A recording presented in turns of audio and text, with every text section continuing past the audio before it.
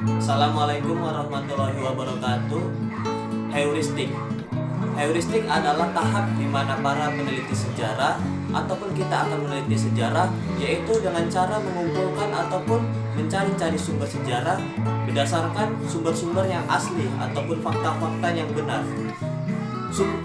Heuristik terbagi menjadi dua, yaitu sumber primer dan sumber sekunder. Sumber primer adalah di mana kita mencari sumber-sumber sejarah melalui dari tidak naskah, cerita-cerita ataupun hasil-hasil yang benda-benda, baik itu relief ataupun yang lain, yang menurut kita adalah sebagai sumber dari benda untuk meneliti sejarah.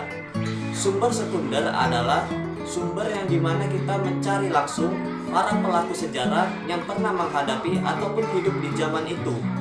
Dengan kita mewawancarai sebuah pelaku sejarah, kita dapat sumber ataupun sebuah cerita yang berdasarkan fakta yang benar-benar terjadi di masa lampau.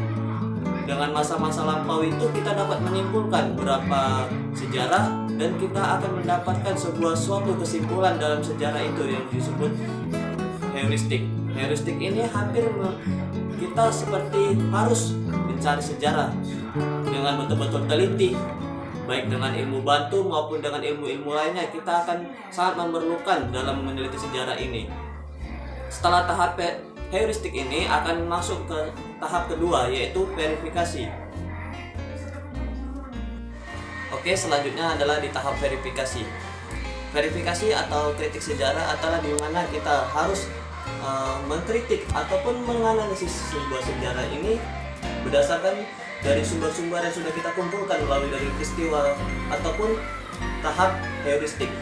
Setelah kita meneliti sejarah, mengumpulkan sumber-sumbernya, langkah selanjutnya adalah kita mengkritik atau menganalisis ataupun kita membenarkan suatu fakta-fakta cerita sejarah ini. Oke, kritik sejarah ini terbagi menjadi dua, yaitu kritik instan dan kritik intern. Kritik instan yaitu kita mengkritik sejarah berdasarkan dari fisiknya. Kritik intern adalah di mana kita mengkritik sebuah sejarah melalui dari substansi isi sejarahnya. Seperti contoh yaitu legenda Danau Toba. Danau Toba adalah sebuah fenomena yang berdasarkan sejarahnya berdasarkan dari fenomena gunung vulkanik di tengah-tengah Pulau Sumatera. Di gunung vulkanik itu terjadi sebuah namanya fenomena dan terjadi sebuah danau yang terjadi.